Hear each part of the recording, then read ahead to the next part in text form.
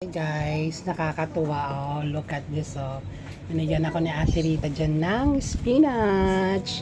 So ito bukas ay aking sa aking gulay.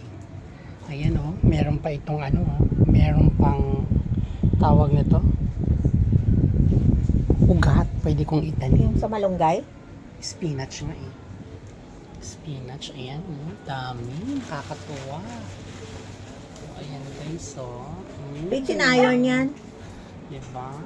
Rich in iron. So, anin ko muna to. Ayusin ko. Natural iron. Grabe yung lalapad talaga ng ng mga leaves niya. Love it. Ayan guys, so tomorrow, lalagyan ko to ng toko at baboy with oyster. So excited.